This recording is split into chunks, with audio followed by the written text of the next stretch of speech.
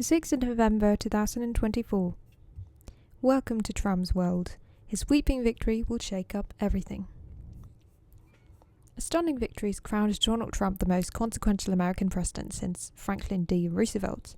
After defeating Kamala Harris not just narrowly but by a wide margin, America's 45th president will become its 47th. The fact that Mr. Trump will be the first to win non-consecutive terms since Grover Cleveland in 1892 does not start to do justice to his achievement. He's defined a new political era for America and the world. In some ways, the Trump era is very modern. It was made possible by technological changes and media fragmentation at a time when distinguishing law from politics and politics from showbiz is hard. But it's also a return to the idea of an old America. Before the fight against fascism convinced FDR that it was his country's interest to help bring order and prosperity to the world, the country was hostile towards immigration, scornful of trade, and skeptical of foreign entanglements. In the 1920s and 1930s, that led to dark times. It could do so again. After Tuesday's victory, the world now lies at Mr. Trump's feet. He's won a mandate and most probably the control over Washington and needs to exercise it. In what was supposed to be a knife-edge election, Mr. Trump not only carried most of the battleground states, thanks to big swings in states that were never in doubt, including Florida, New Jersey and New York, he also won the popular vote. As the polls predicted, he enjoyed a big surge in support from Latino men, but women whom Ms. Harris had expected to throng to the polls for her also swung towards Mr. Trump. His victory will be made complete by Republicans retaking the majority in the Senate and, as seems likely, holding onto the House. There will be time for recriminations amongst Democrats about what went wrong, but the early answer is almost everything. Poll after poll said that the country under Mr. Joe Biden was going in the wrong direction. Voters never forgave him for the burst of inflation that began in the summer of 2021.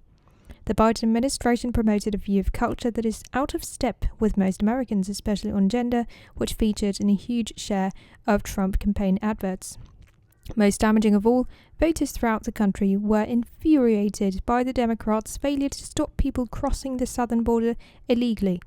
And the party compounded its errors by covering up Mr. Biden's disqualifying fealty until it was undeniable. But by then they had no time to find a political talent capable of beating Mr. Trump. Something deeper is afoot, too. In 2016, some of America's allies comforted themselves with the thought that Mr. Trump's presidency was an aberration. By choosing to overlook his attempts to stop the transfer of power to Mr. Biden in 2020, voters have shown just how wrong that conclusion was. Instead, they have endorsed Mr. Trump's relentless use of partisanship as the basis of his politics, including the slander of his opponents as corrupt and treacherous, spreading a cynicism and despair about the merits of democracy that may serve him, but will not serve America. MAGA is a movement of iconoclasm against the kind of benign internationalists who'd occupied the White House for 70 years. This week, a majority of Americans embraced it knowingly. If Mr. Trump has wrecked the old order, what will take its place? Whereas the old America championed free trade, Mr. Trump will accelerate the return to pre-war mercantilism. He is a staunch believer in tariffs. Trade deficits, he claims, are proof that foreigners are taking his country for fools and losers. On his watch, America is likely to be spendthrifts, as he and his party push through tax cuts, which will further widen the budget deficit. Mr. Trump has promised massive deregulation. That may well bring benefits, but the next president craves sycophancy. There's a risk he will carve out special deals for his supporters such as Elon Musk, the world's richest man.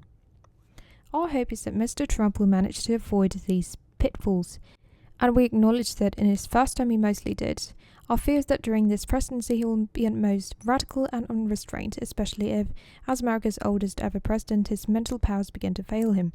Having learned from Trump 1, his team will set out to ensure that no one who's likely to restrain him will be appointed to the administration. Mr. Trump will therefore be able to put his control of Congress and its popular mandate to maximum use.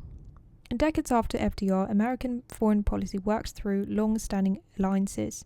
By contrast, Mr. Trump's instincts are to treat every encounter like a deal where money is to be made.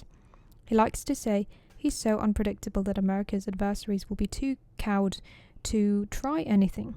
He may indeed be able to strike a deal with Vladimir Putin over Ukraine that does not end up with Russian tanks in Kiev. He may also be able to exert pressure on Iran and deter China from using military power to dominate Asia. But if might is right, doubts about Mr. Trump's reliability are just as likely to incite Chinese and Russian aggression. What is certain is that his unpredictability will impose costs on America's allies, especially in Europe. If they fear they cannot depend on Mr. Trump to support them, if they're threatened, they'll take steps to protect themselves. At the very least, America's allies will need to spend more on their own defense if they cannot muster enough conventional weapons to deter the local aggressors. More of them, besides Britain and France, may get nuclear weapons. Part of America's global leadership was through the power example. In its own politics and its international conduct, it was mindful of the precedents it was setting. What was remarkable was not that American presidents sometimes broke the rule, but how much they stuck by them, and Mr. Trump the converse will be true. His victory will have a demonstration effect elsewhere. In Brazil, Jair Bolsonaro was elected 2 years after Mr. Trump won in 2016. In France, Marine Le Pen now seems a more likely president in 2027. The international movement of nationalist populists that seemed to be waning after 2020 will be revived, and Mr. Trump will inspire new imitators. If he uses the justice system against his opponents, as he's vowed, it will set a dangerous example. The old order in the new world. Mr. Trump's victory has changed America, and the world will need to grasp what it means. America remains a preeminent power. Despite the debasement of its politics, its economy remained world-beating, at least for now. It dominates artificial intelligence, it's rich, and its armed forces are second to none, even if the People's Liberation Army is catching up. However, without American enlightened self-interest as an organizing principle, it will be open season for bullies. Countries will be more able to browbeat their neighbours economically and militarily without fear of consequences. The victims unable to turn to America for relief will be more likely to compromise or capitulate. Global initiatives from tackling climate change to armed control have just got harder. Mr. Trump would no doubt retort that this is the world's problem, not America's. Under him, Americans can get on with their lives free from the weight of foreign responsibilities. However, 2 world wars and the ruinous collapse of the trade in the 1930s says that America does not have the luxury. For a time, possibly in years, America may do fine. Eventually, the world will catch up with it.